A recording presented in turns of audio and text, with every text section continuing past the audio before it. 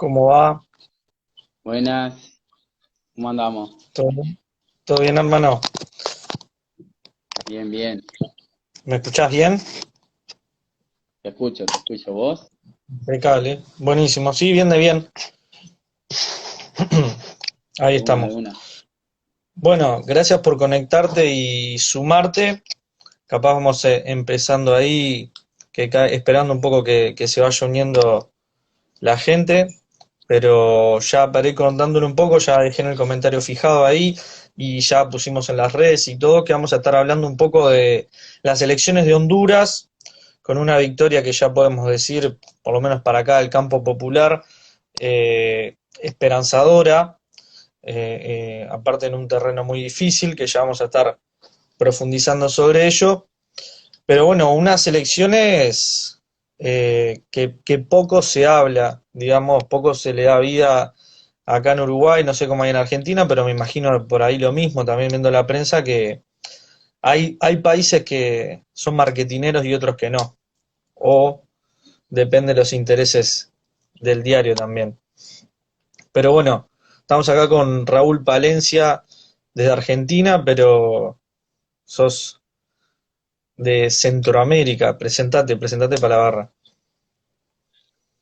Bueno, primero, gracias por la invitación ahí a Periferia, ¿no? Es ya la segunda vez que me invitan a charlar un poco de temas centroamericanos, de la realidad de allá, que creo que es una tarea fundamental para quienes somos centroamericanos y estamos en otras partes del mundo, ¿no? En mi caso, acá en la Argentina, yo vivo acá hace 5 años. Estudié en psicología en El Salvador, y bueno, desde ahí y un poco antes me dediqué eh, a abocarme a lo social, a la militancia, a intentar intervenir de alguna forma y aportar a la realidad. Y bueno, eso me fue llevando a caminos latinoamericanos. Eso, vivo acá, hago parte de un movimiento social. También como migrante centroamericano, migrante salvadoreño, hago parte de un movimiento que es el Movimiento Centroamericano de Marzo, en donde tomamos la fecha de la siembra de Berta Cáceres como digamos, como algo movilizante, una fecha muy importante.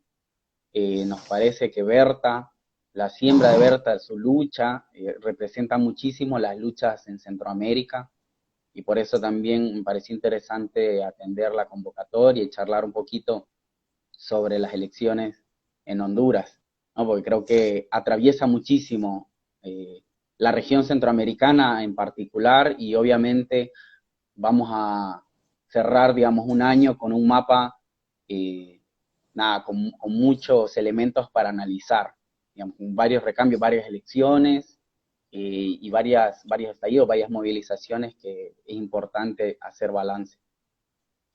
Tal cual. No, Raúl, gracias a vos por sumarte, ya sos parte de la casa y todo lo que dijiste de tu presentación y todo está buenísimo. Aparte, me parece que hay muchísimos puntos en común de tu historia, pero también la historia de nuestros pueblos, ¿no? También compartimos la carrera y creo que también la admiración por el Nacho Martín Baró, que tenemos pendiente hacer alguna actividad, algo, pero ya el año que viene ya vamos a armar algo que tiene que ver también con, bueno, con la historia de El Salvador, de los mártires ahí de la universidad, que también fueron masacrados por Estados Unidos, como pasó con Berta, como la nombraste, que vos también formés parte de ese movimiento y lo que haya sido también ahora con las elecciones, me parece que hay como un hilo conductor, ¿no? De todo esto que pasó ahora, que son las elecciones, que muchas veces se las desdeñan un poco y obviamente que no resuelven todo, pero cambian mucho, ¿no? Cambian mucho porque, por ejemplo, imaginemos lo que hubiera pasado en Bolivia si ganaba Macri, ¿no?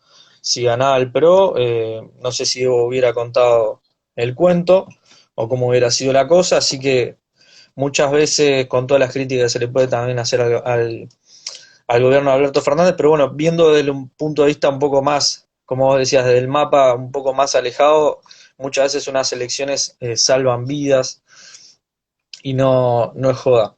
Pero bueno, para contarle un poco a la gente qué pasó, qué candidatos estaban en disputa y de dónde venimos, ¿no? Porque para arrancar de puntapié, en Honduras fue, digamos, lo que inauguró la caída capaz de la era progresista, aunque estaba quizás en pleno auge, pero también fue el primer punto que desde los Estados Unidos y el Imperio empezaron a generar su estrategia de golpes blandos, de guerras híbridas, del lawfare.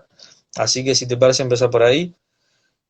Sí, yo creo que ese es el punto importante, ¿no? Porque de alguna forma lo hemos escuchado en los discursos de Xiomara Castro, y yo creo que en cualquier publicación progresista o no progresista, siempre resalta este punto, ¿no? Venimos de 12 años de un golpe de Estado en Honduras, un golpe realmente que si bien hay varios análisis, ¿no? Que hablan, que inaugura como, digamos, el reflujo de la era progresista, algo que tiene en particular es que no hay línea de comparación con lo que fue la destitución de Lugo o de Dilma Rousseff luego, ¿no? En Brasil, sino que realmente es un golpe a la vieja usanza, ¿no? A Mel Zelaya, que él venía del Partido Liberal, que es el partido mismo, ¿no? Quien lo pone ahí en la presidencia, pero también al mismo tiempo lo entrega, lo sacan los militares.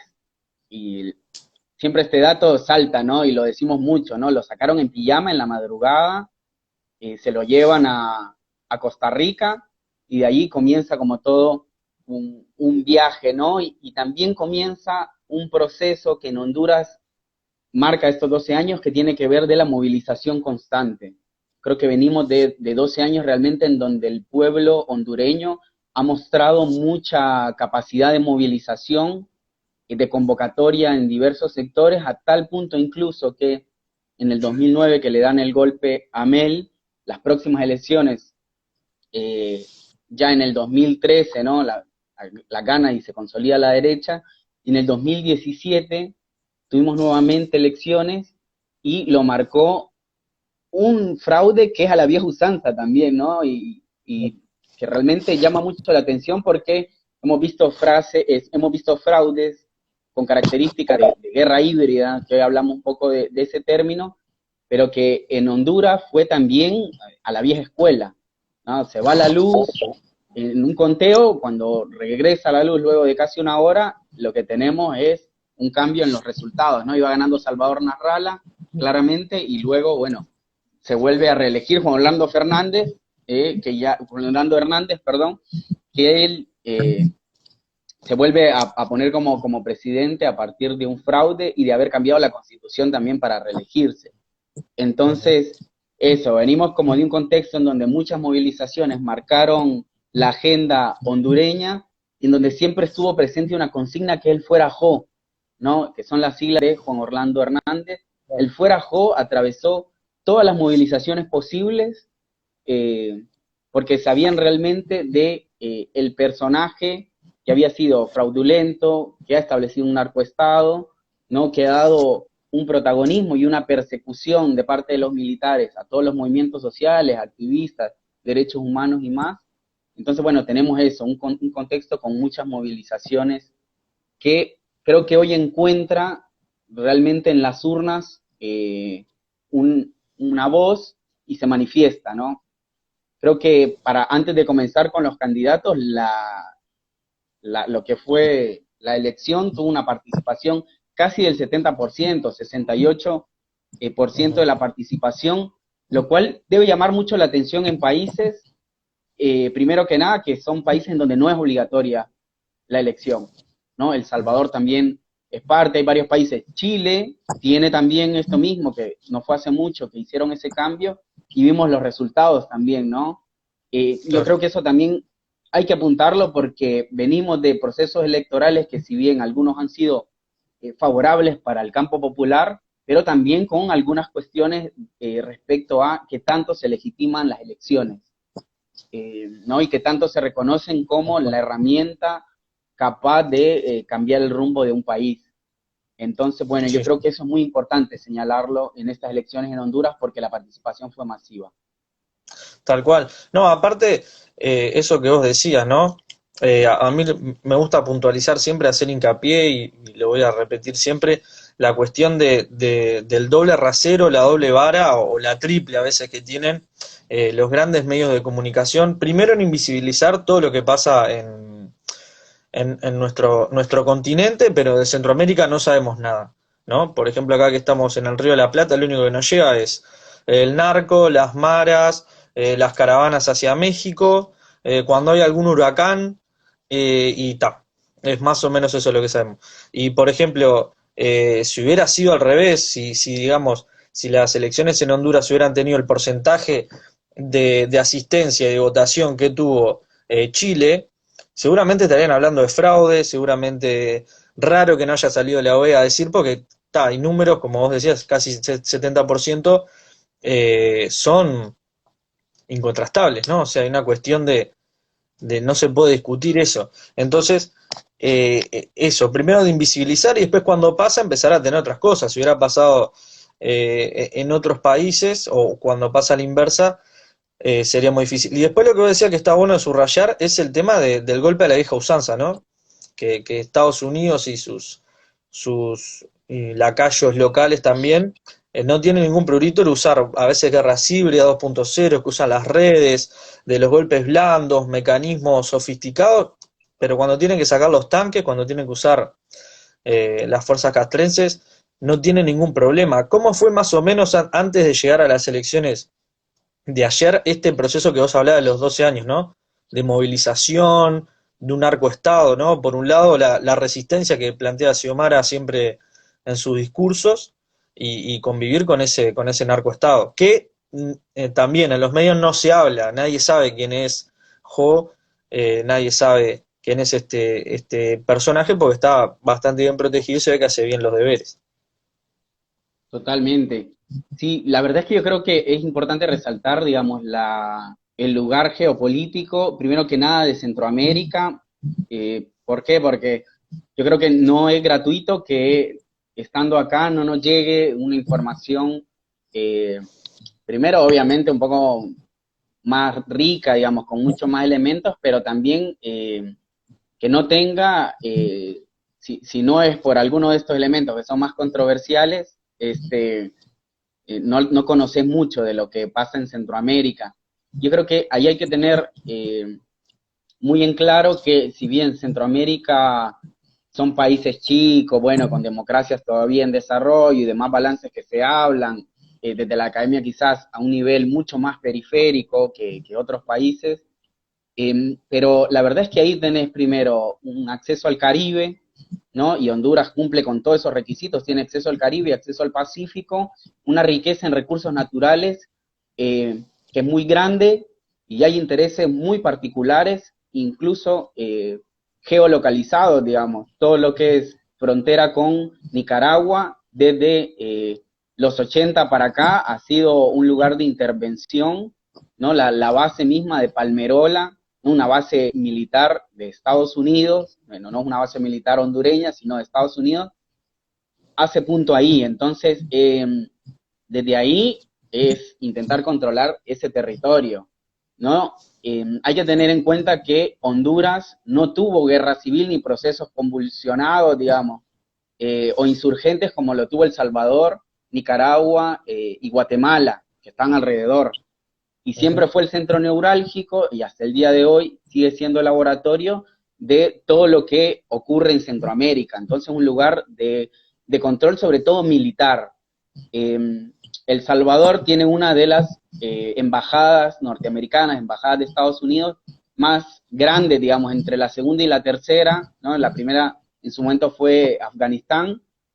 El Salvador tiene, y me consta, digamos, una de las embajadas más grandes. Entonces, tenés un poco deslocalizado, pero también controlado el espacio geoestratégicamente, ¿no? Tenés quizá el cerebro y lo administrativo en El Salvador, nada lejos de Honduras o de Tegucigalpa, digamos, donde está el gobierno central, pero todo lo militar más pesado y más fuerte hace lugar en Honduras, más del lado del Caribe, en frontera con Nicaragua, y también tenés una en Tegucigalpa, ¿no?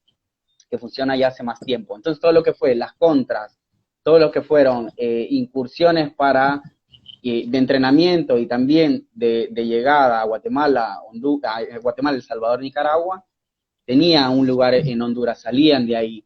Y luego todo lo que tiene que ver con el control del Caribe, el control del narcotráfico, ¿no? Todos los que han sido bases aéreas, bases militares, también hacen parte de esto. Entonces eso hay que tenerlo muy en cuenta. Y lo otro, que es muy, muy importante, que no están ahí fortuitamente y solo por tener bases, sino que hay una disputa de los recursos naturales, que ha sido la batalla que le ha costado la vida a Berta Cáceres, pero que es la lucha constante de un montón de organizaciones, dentro de ellas Ofrané, que es una organización garífuna, o sea, del Caribe, afrodescendiente de la costa de Honduras, y que tienen una lucha constante también por todo ese territorio, y así un montón de pueblos, sobre todo originarios, que dan la batalla, digamos, son la primera línea de la lucha por los recursos y la defensa de la tierra.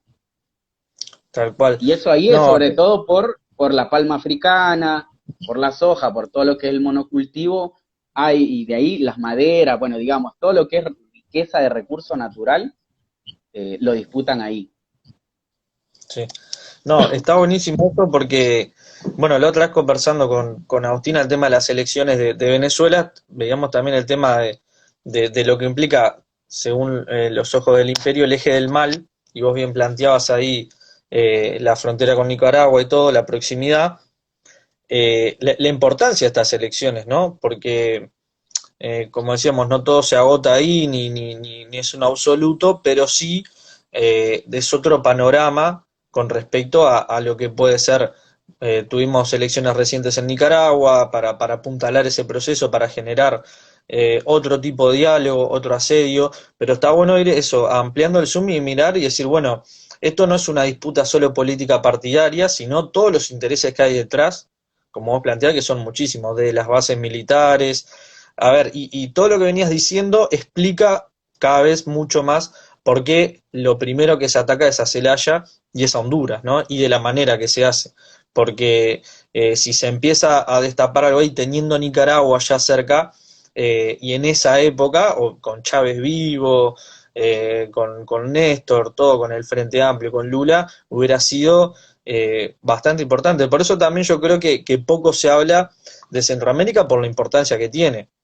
No olvidemos, bueno, el canal de Panamá, todo lo que implica que Cuba esté ahí todavía, o sea, es todo el acceso al Caribe, y ahí podemos enganchar también la importancia de Ecuador, de por qué también dan ese, no llega a ser un golpe de Estado, pero esta infiltración de Lenin Moreno, que también tiene una de las bases más importantes ahí, que controla muchísimo, controla el continente. Entonces eh, está bueno salir un poco de la disputa electoral, por más que vamos a llegar a eso, porque también es importante, pero sí, nosotros que somos militantes y también tenemos un interés por la realidad que pasa en nuestros continentes, sobre todo, ver lo que está en juego también ahí atrás, ¿no? Es mucho más complejo.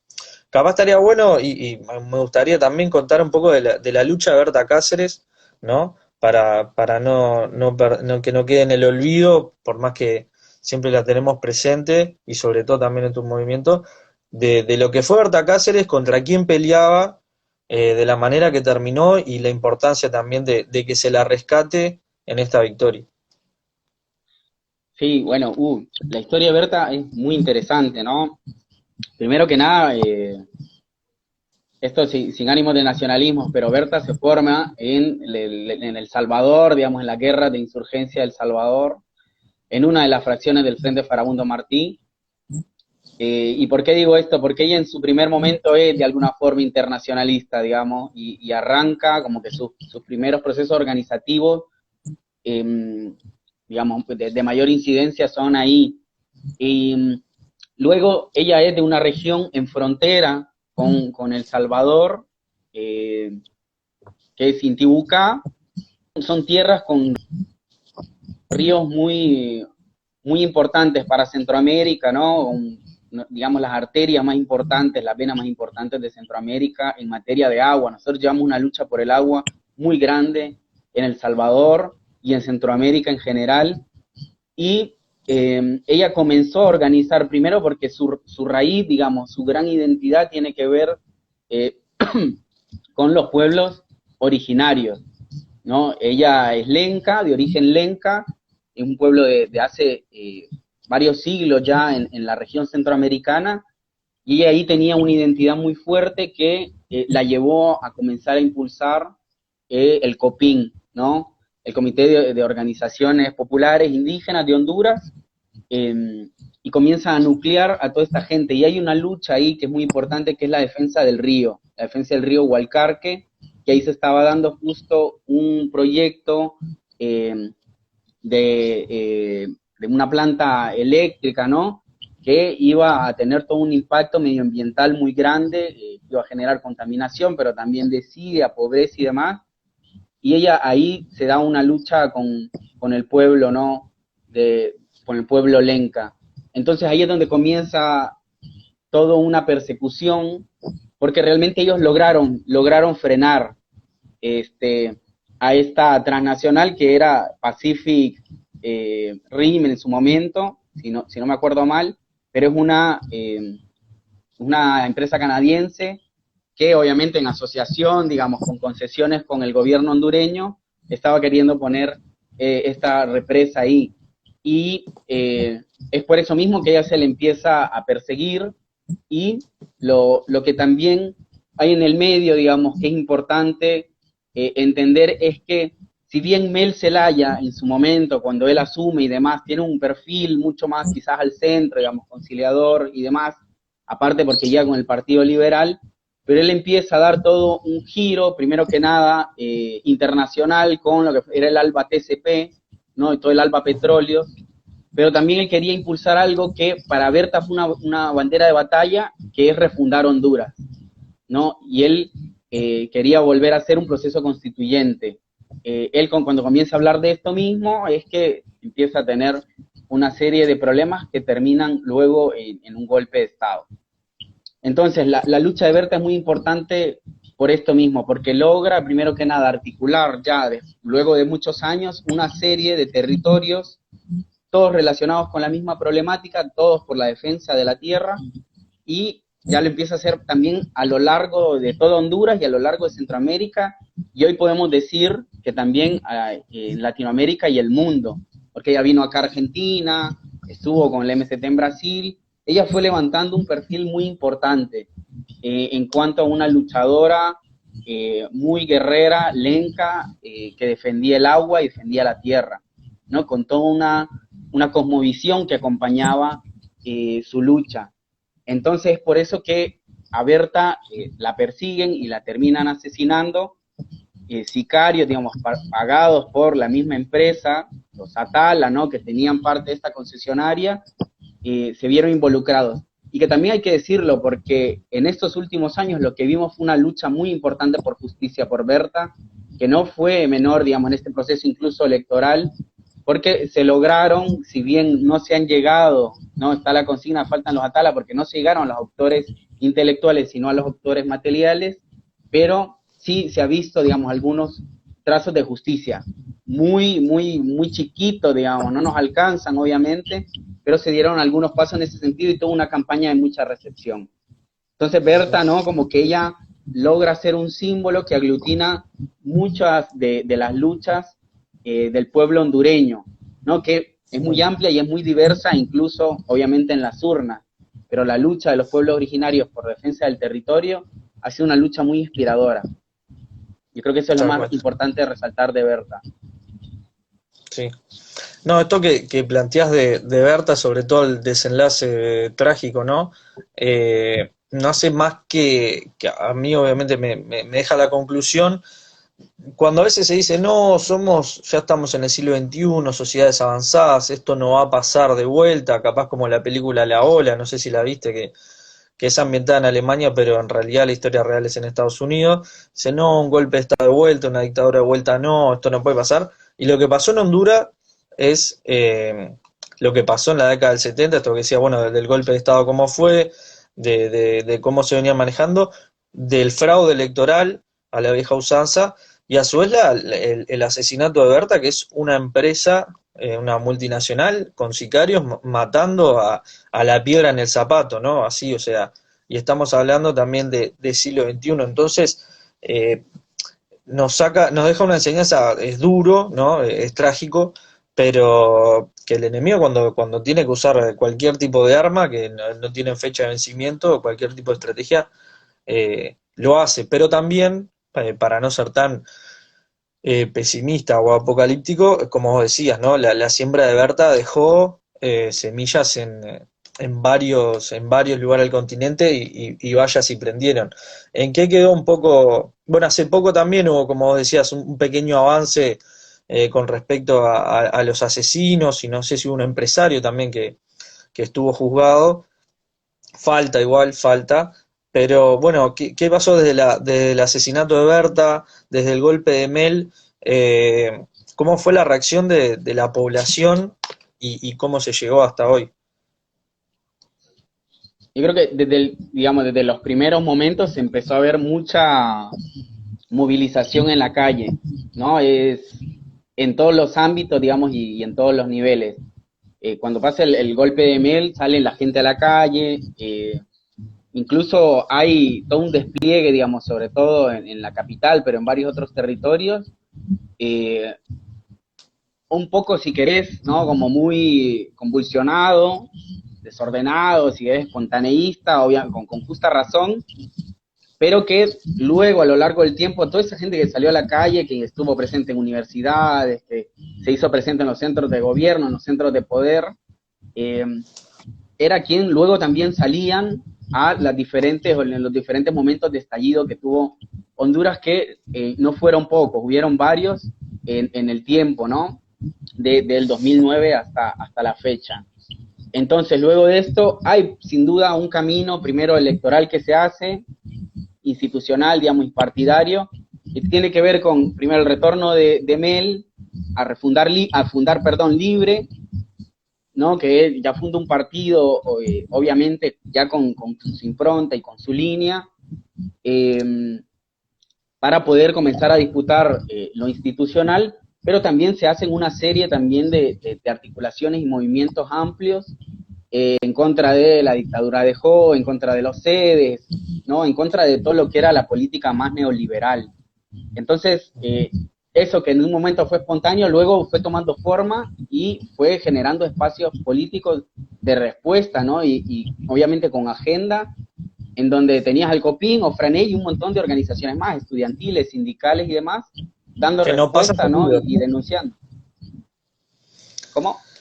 que no pasa seguido, ¿no? Ese espontaneísmo y ese fervor a que se canalice, digamos, hacia una propuesta, hacia algo programático. Caso Chile, por ejemplo.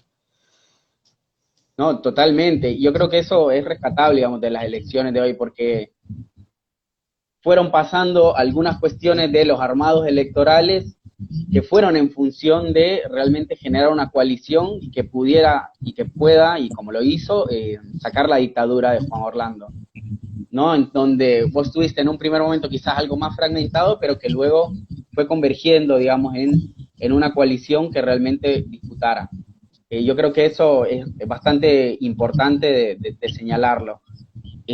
De ahí yo creo que hay un montón de procesos, digamos, que hacen parte del desgaste, del enojo de la gente. El golpe es uno, y que es el más fuerte y que es obviamente para tenerlo en la memoria por muchos años. Ujú. El asesinato de Berta es otro. Todo lo que es las zonas especiales, ¿no? Como una de las manifestaciones quizás más neoliberales y que han atentado a la soberanía de Honduras, ha tenido también que ver, ¿no? Y los procesos migratorios, digamos, que son más una consecuencia pero que hacen parte también, ¿no? De el hartazgo de la inseguridad, el desempleo, la parte de una política social, una política pública, el desgaste también de ver cómo a lo largo, incluso con elecciones, digamos, y bajo un sistema democrático, se iba estableciendo cada vez más la dictadura y la concentración de poder del gobierno de Juan Orlando. Ujú. Entonces, hay, digamos, como una serie de elementos ahí que hoy desembocan en unas elecciones con estos resultados, que son Claro. muy buenos, digamos, bastante buenos para tener en valor.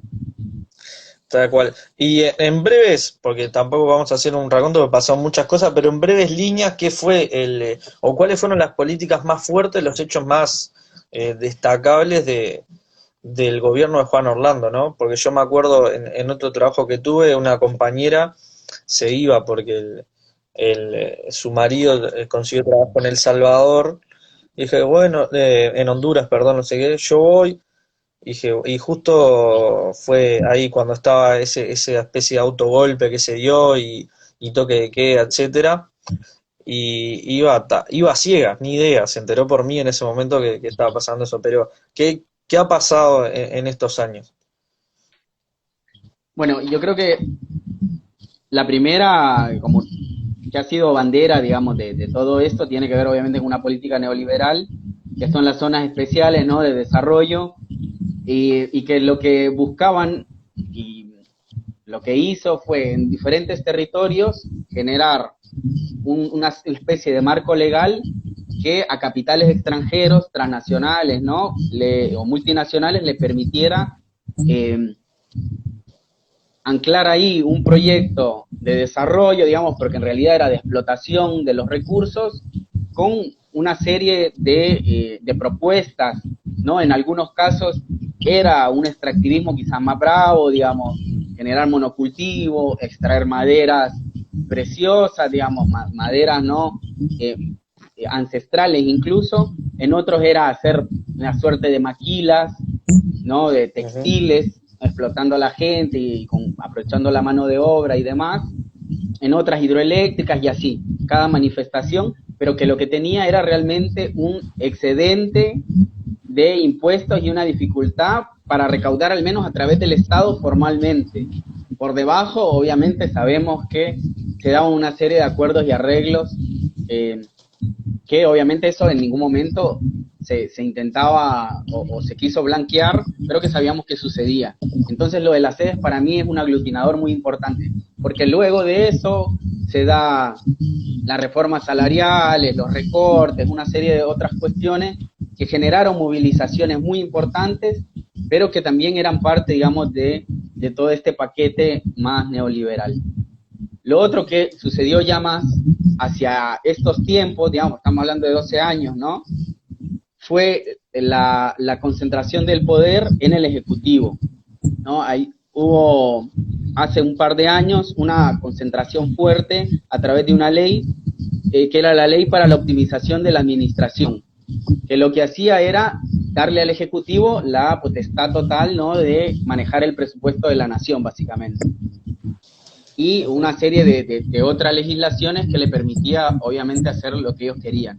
Entonces, yo sé que esto te va a sonar muy parecido al Salvador de alguna forma, porque esta figura va concentrando muchísimo todo ese poder, e incluso como figura, no digamos como partido, como quizás ha pasado en algunos otros casos, sino él en cuanto a figura en la silla del Ejecutivo, ¿no? Entonces, y aparte tenías en la mayoría del Congreso al Partido Nacional, que es el partido de Juan Orlando, también copando todos los escaños. Entonces, obviamente, nada, tenías un Estado totalmente cooptado, sin equilibrio de poderes. Y yo creo que eso también termina mucho de detonar. Y lo último tiene que ver con las caravanas migrantes, quizás más que todo, como te digo, más como consecuencia, pero que realmente tienen una sede o un punto central en San Pedro Sula, en Honduras, porque de ahí salen el grueso de la caravana. Obviamente luego lo alimentan las personas de El Salvador, de Guatemala, e incluso en esta última caravana que salía más hacia en octubre, había gente de Haití que había entrado por Mar Caribe, y además que algunas imágenes trascendieron, digamos, las redes. La caravana hasta hoy han habido casi 8, y yo he visto 2 repuntes, digamos, la segunda caravana, que en el Claro. 2018 tiene ahí como un levantamiento ahí por imágenes que dieron vuelta al mundo, y esta última porque hay una persecución de la colectividad haitiana, con mucha dureza, ¿no? Entonces la migración también lo marca, porque lo que tienen en las caravanas es, primero que nada, obviamente, la gente que migra es porque busca otras oportunidades, ya sea por inseguridad, por falta de empleo, una serie de cuestiones básicas que no tienen y materiales y van a buscarlas hacia Estados Unidos. Pero también la migración para los centroamericanos, no por gusto un salvadoreño está fuera de su país, pero hay una cuestión de muchos años de migración, o sea, muchos años de explotación y políticas neoliberales que generan una expulsión migratoria, pero que esta toma la particularidad de que se va en formato caravana, que no pasaba, Claro. porque habían diferentes formas de irse y las conocemos muy bien quienes somos de allá, porque había en su momento, bueno, ya sea transbordando, aviones, la famosa figura que conocía el camino y te hacía como un recorrido llamado el Coyote, ¿no? Y estaba esta que era más popular a través del tren, ¿no? De la Bestia, un tren que recorre casi toda la costa pacífica de México, que te va subiendo hasta intentar llegar lo más cerca a Estados Unidos, pero esta va en formato caravana, que tiene la particularidad que es grupos de 5.000, de miles de personas, yendo juntas, ¿no? Y entonces yendo en bloque, que es justamente una respuesta a la inseguridad que hay en el camino y a la serie de vulneraciones que pasaban. Entonces se da ahí como una cuestión que llama mucho la atención, y que en su momento incluso al mismo Libre se le quiso poner como el culpable, digamos, o quienes fogoneaban estas migraciones en caravana a través de un diputado y demás. En realidad, lo que pasa es que sí, hay gente que nuclea y que ha ido viendo que hay una forma de migrar que es en este formato. Y que también eso va de la mano con un recambio en el gobierno de México. Porque ahora tenemos un gobierno mexicano con una política migratoria que podemos criticar y hablar también lo bueno, lo malo y lo feo, pero que medianamente busca contener a las caravanas, que las deja en el limbo, que pasan muchas cosas, eso sin duda, pero que ha tenido quizás una visión que en algunos momentos por lo menos de generar una contención, ¿no? En acuerdo con Estados Unidos, fallidamente intentando hacer acuerdos con Guatemala y El Salvador y el mismo Honduras, pero que ha intentado darle quizás una vuelta y que ha intentado también que México sea un país de acogida, que ya lo era, pero ahora lo es de manera, digamos, de política pública. Entonces, bueno, la migración también es una respuesta a todo esto que está pasando en Honduras. Tal cual. No, está interesante eso porque, bueno, como hablamos hoy de Evo y Alberto Fernández, también el rol que está cumpliendo Manuel López Obrador, que también con sus bemoles y con todas esas cuestiones, pero por lo menos también se trató de hacer que sea un país de acogida, no porque hayan quedado en el camino a Estados Unidos, sino porque se le brinde también determinadas condiciones para poder residir en México, que también sabemos, a ver, las disputas internas que hay, el narco, según cada gobernador que haya ahí, depende de cada estado, pero bueno, por lo menos también hay algunos puntos destacables. Te quiero llevar ahora sí al tema de lo electoral, capaz lo más duro de lo electoral, que tenemos ahí un personaje, es Nasri Asfura, ¿no? Que era el contrincante de Xiomara y el Delfín de Juan Orlando Hernández. Este personaje asociado al narcotráfico, un hombre de bien, demócrata un hombre de bien, derecho. empresario. Muy parecido, te va a sonar parecido a alguien, pero Nasri Asfura es Sabla, ¿no? Descendiente de palestinos, ¿no? Empresario. Mucho Twitter. Mucho. Alcalde de la capital, de Tegucigalpa, Comayagüela, y que su recorrido también tiene que ver, primero que nada, con lo empresario, pero también en los Pandora Papers salió muy nombrado, entonces con unas cuestiones de narcotráfico ahí. Falta la chaqueta de cuero y se lo confunden. Y peinado para atrás. Este jugó otra carta, digamos, porque lo que tiene Nasri, o Papi a la Orden, como se le conoció también, es que él usó mucho como una vestimenta un poco más humilde. Contame eso. Papi a la Orden, le decían. Papi a la Orden. Yo prometo hacer una investigación un poco más exhaustiva, pero era eslogan, era bandera, el Papi a la Orden estuvo muy presente. Y siempre se le presentó en todas las cadenas como Nasri, Tito Asfura, Papi a la Orden. fuerte. Fuerte como Sí, personaje, sí, y que realmente tiene un discurso un poco más conciliador, si querés, una imagen, si querés, rescatada, humilde, ¿no? Sobria, y de camisa como de laburante, remangada, jeans, botas de trabajo, burros como los conocemos allá, que es de cuero dado vuelta, y él hizo su campaña, digamos, mostrando como esa cara de alguien de bien, ¿no? claro. Intentando lavar, obviamente, la cara del Partido Nacional, que venía de golpes fuertes, el de Juan Orlando Hernández, vinculado al narcotráfico 1, pero que lo mancha realmente el hermano de Juan Orlando, que fue detenido en Estados Unidos, ¿no? Por narcotráfico, ya más directamente. Entonces, viene bastante golpeado también el Partido Nacional por este lado. Y lo cual hay que tener muy en cuenta, ¿no? Porque si bien este candidato gana las internas, yo creo que es un candidato que mucho no llegaba a convencer, me parece, ¿no? De alguna forma. Y también algunos análisis, que yo en lo personal no lo comparto, pero que le dan un voto castigo, digamos, al Partido Nacional.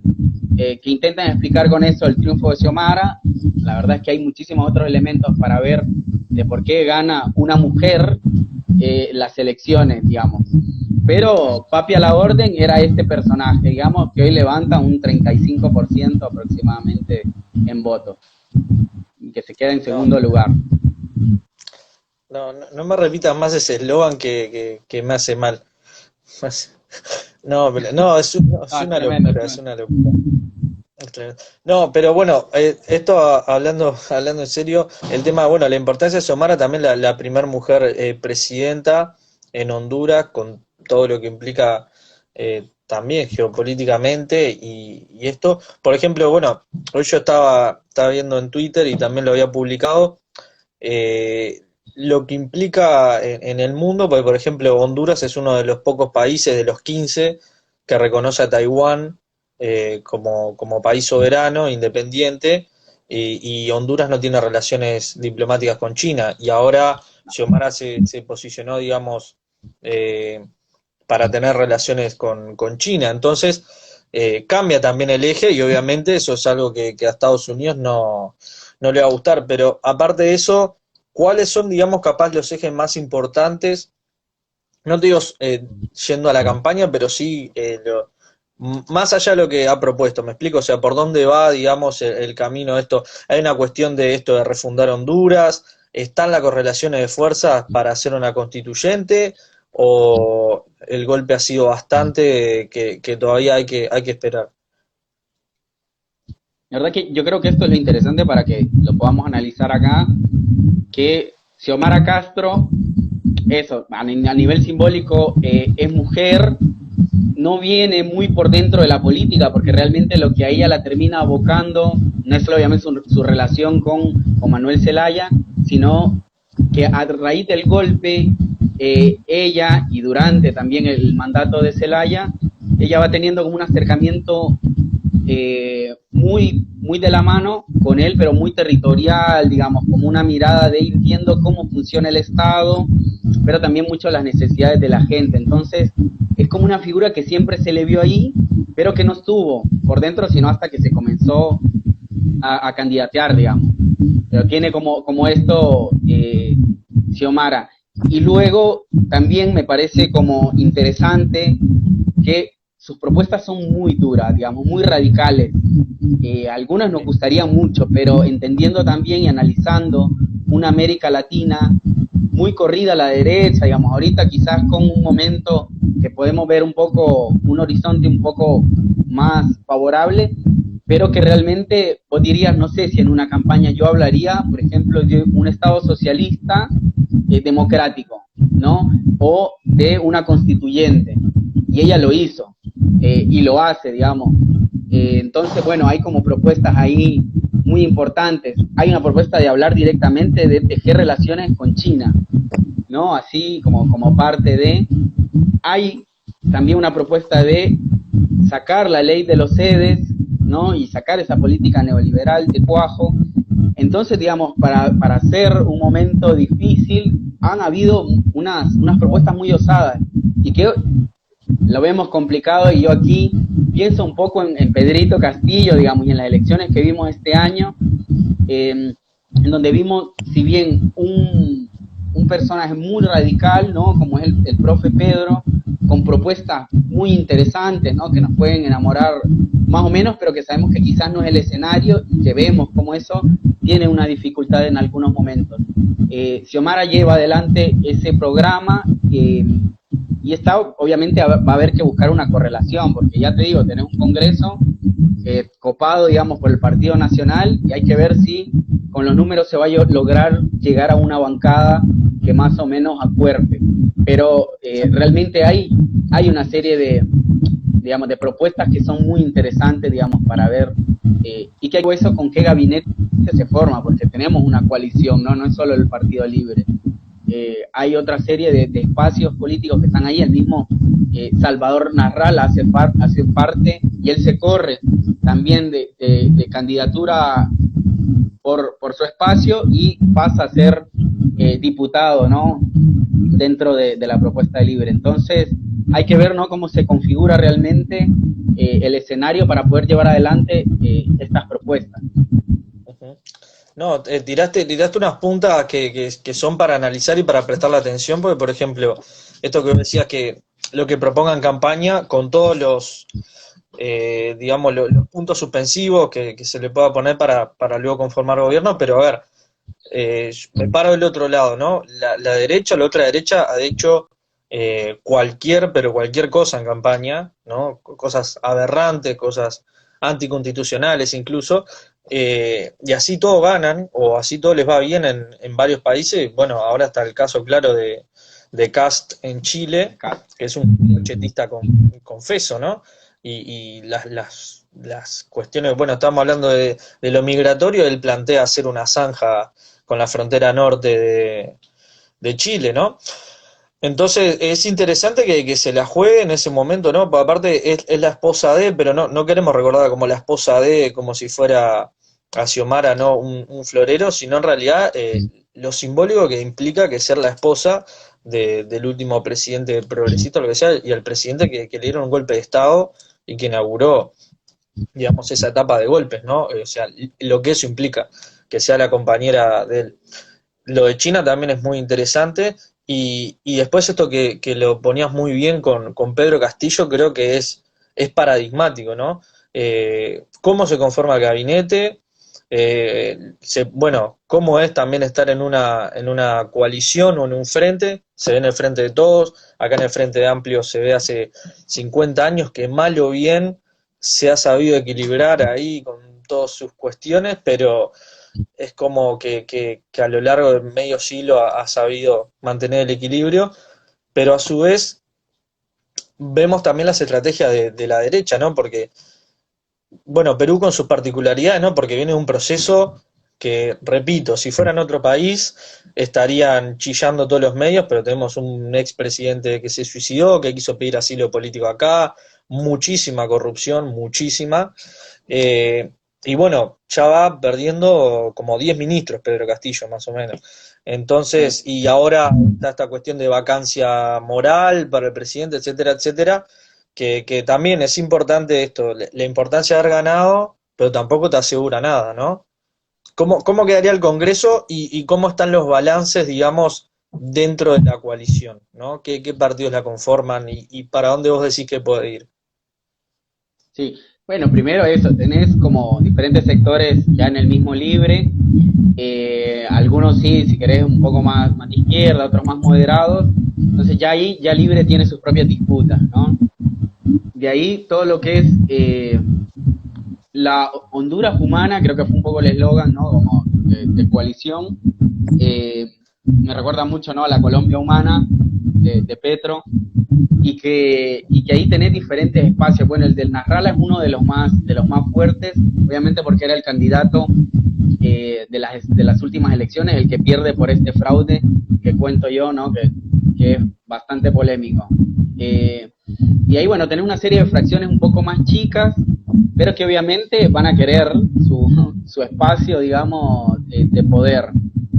Hasta hoy, como vendría, yo creo que la banca al menos se renovaría bastante y quedaría al menos una mayoría simple de entrada, como para poder no dar una disputa, que yo creo que eso es bastante interesante. De ahí conformar un gabinete, bueno, hay un montón de figuras, imagino yo, para cada espacio, pero creo que va a ser fundamental, ¿no? Todo lo que tenga que ver con trabajo, ¿no? Porque hoy Honduras está con un 70% de pobreza y son números que cuando vos los pensás en términos de desempleo son muy grandes, ¿no? No por nada tenés una serie de caravanas y de gente que se te está yendo.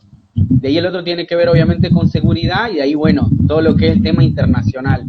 ¿Por qué? Porque las relaciones que tiene Honduras con Estados Unidos, Taiwán, etcétera, y las características que tiene Centroamérica, es que realmente son países que dependen muchísimo más que otros, digamos, más del cono sur, de la capacidad que tengas de hacer una política internacional, ¿no? Y acuerdos bilaterales o regionales incluso que te permitan de alguna forma oxigenar y dar cambios importantes, ¿no? Y que de alguna forma se conviertan también en políticas sociales, ¿no? O cambios realmente estructurales.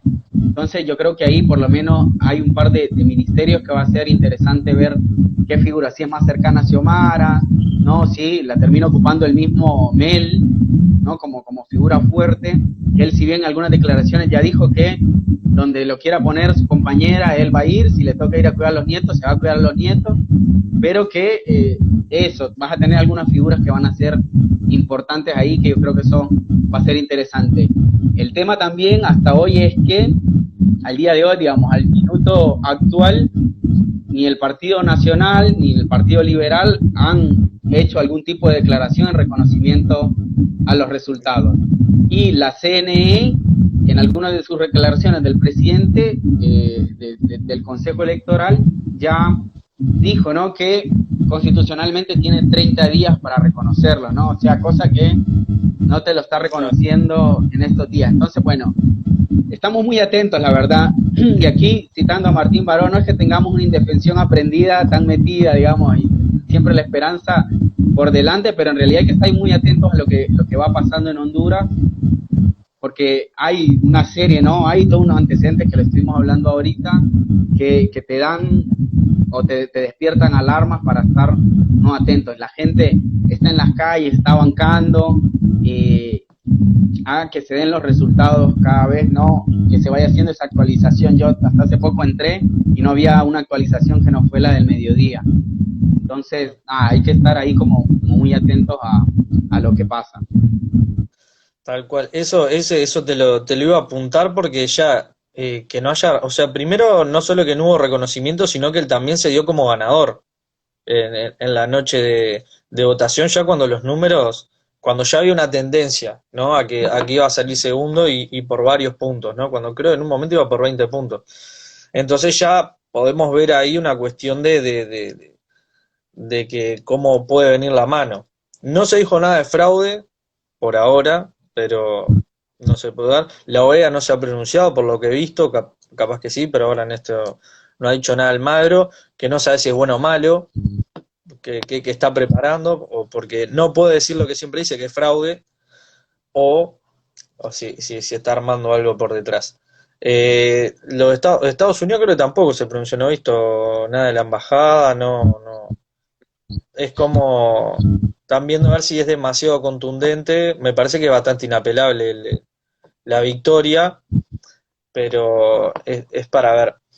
Cuestión, por ejemplo, te pregunto por Celaya, ¿cómo es la imagen que se tiene de Celaya? Yo sé que no es algo monolítico, pero ¿cómo quedó? ¿Es como el presidente que fue depuesto o en realidad se armó, no sé, fue un corrupto, un izquierdista más que por algo lo sacaron del poder y quedó como una imagen manchada? O, como decías, él puede volver a ocupar un cargo de importancia en el gobierno. Yo creo que hay diferentes miradas de Mel. No creería que la gente, que haya sido alguien, una figura quizás más al estilo Lula, digamos, ¿no? Un una capacidad de reelegirse fuerte, incluso a tal punto que él no volvió a candidatarse, un poco por las cuestiones constitucionales, pero tampoco es que le daban los números. Sí, su giro es interesante, digamos, en el tiempo de su mandato, porque tiene como un acercamiento que fue interesante, digamos, para las mayorías populares, pero no es que se termina de tener una imagen. Yo creo que yo lo vería más como alguien que se vio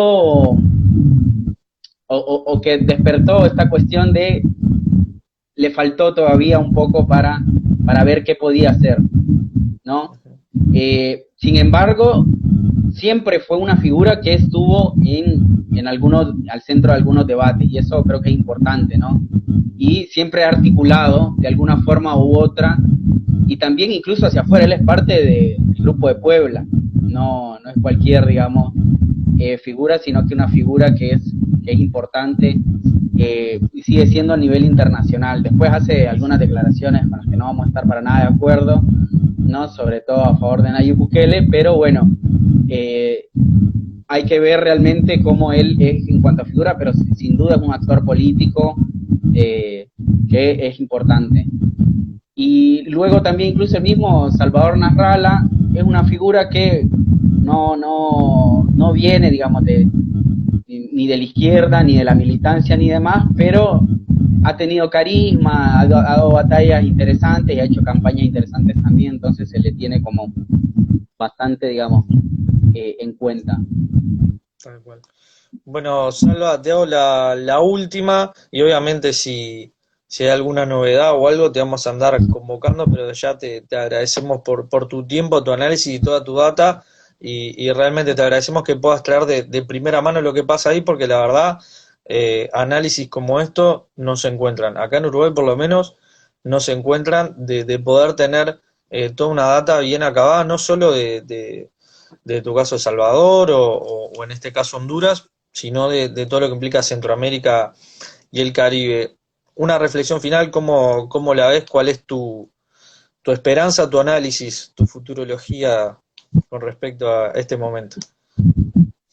Bueno, no, primero que nada, de ser reconocidos los resultados, digamos, y de ver cómo se conforma el gabinete, la realidad es que yo veo como una oportunidad muy importante para Honduras, y por qué no decirlo, para la región, porque realmente no hablamos mucho quizás de Xiomara en general, por ahí porque no se conoce, digamos, tanto, pero que sí es una figura que siempre se ha reivindicado de izquierda, ¿no? Yo creo que eso no es menor, como decía antes, en este momento y con esta coyuntura global, digamos, en donde quienes hablan desde un discurso más de izquierda son Cuba, Venezuela, Nicaragua, China, Vietnam, digamos, todo ese otro bloque, pero que está del otro lado, pero que hoy como que hablar en ese tono no es posible, y ella lo está haciendo posible. Yo creo que eso trae mucha esperanza, ¿no? Para Honduras, que como todo país se merece una oportunidad,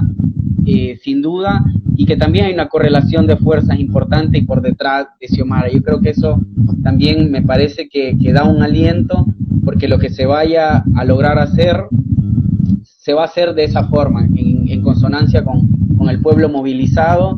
Ella habla mucho de la participación política, digamos, de un protagonismo también en la democracia, entonces creo que eso va a tener que ver mucho con las formas en las que pueda poner en concreto su programa de gobierno. Así que eso de alguna forma va a ser interesante. Creo que va a oxigenar mucho la región y lo necesitamos, ¿no? Porque de alguna forma, y al día de hoy, si bien la presencia de China no es no es del todo favorable, digamos, por su forma de hacer política exterior, sin intervención, respetando soberanía y demás, lo tenemos obviamente en Nicaragua, digamos, esa relación, y también la tenemos en El Salvador, que también juega y ha jugado a dos bandas, ¿no? Con Estados Unidos, China, incluso con Taiwán. Entonces, yo creo que poder tener un gobierno con una mirada más popular, más nacional, incluso regional, con un apoyo de China, y poderse apoyar también con con Nicaragua puede llegar a ser interesante para la región. Recordemos que tenemos elecciones ahora en febrero de Costa Rica, ¿no? Y que también hay mucho para analizar respecto a cómo se termina de conformar la región. Y yo creo que también mirando la región vemos un momento un poco convulso, digamos, primero para Guatemala, ¿no? Y también para El Salvador, ¿no? Lo vimos para el 15 de septiembre, que es la fecha de independencia de toda la región centroamericana y México, y vimos en El Salvador movilizaciones masivas como no se habían visto hace mucho tiempo, y de marcos políticos de movilización y de una serie de espacios en las calles que es bastante interesante, que incluso opacó, digamos, de alguna forma la millonaria celebración del bicentenario de Nayib. Y en Guatemala estamos viendo nuevamente también otro escenario muy parecido hacia el de hace algunos años, que desembocó también en procesos interesantes, ¿no? En la institución de Jimmy Morales, en la configuración y conformación de espacios políticos que luego dieron batallas importantes, digamos, a nivel institucional y también en la calle. Entonces, bueno, vamos a ver realmente cómo esto en un par de años termina o toma otra cara, ¿no? Porque la región, la verdad es que viene siendo bastante golpeada y también representa una disputa internacional muy fuerte, digamos. Estados Unidos va perdiendo de alguna forma hegemonía, China avanza, ¿no? Y eso, bueno, genera también expresiones ahí territoriales que son interesantes de ver. Tal cual. Bueno, ojalá lo mejor para el gobierno de Xiomara, lo mejor para la región y por lo menos, bueno, que se concreten obviamente ese programa de socialismo democrático y todas esas propuestas radicales, y si no que sea el pueblo hondureño decidiendo, ¿no? Y que no pase como el 2019 y como hasta pasó el día de hoy, que se ha conformado un narcoestado, que por lo menos los pueblos tengan la voluntad de decidir su propio destino y que no sean otros decidiendo por ellos. Así que, Salva, te agradecemos muchísimo y 2022 nos encontraremos, algo que haya noticia ahora, armando algo sobre el Nacho. Así que también eh, vayamos conversando por ahí, algo vamos a inventar. Excelente, ¿no? Con gusto estamos ahí. Y te agradezco ahí a Periferia por el espacio y cuando quieran, bueno, estamos ahí para charlar un poco de Centroamérica ¿Cómo no? y de lo Bueno, que es tu quieran casa. también, y de Nacho y demás. Y lo que salga. Buenísimo. Bueno, estuvimos con Raúl Palencia de Argentina, pero hablando de Honduras, pero también de Centroamérica y la región y toda la geopolítica que nos dejó estas elecciones. Gracias a todos y todas los que se conectaron. Esta semana vamos a estar con otros vivos también. Vamos a volver a conversar con Agustina y con Nela de Ecuador sobre las elecciones de Venezuela y también vamos a estar conversando sobre las elecciones de Chile, así que como dijimos acá, América Latina está que arde. Un abrazo, chau chau.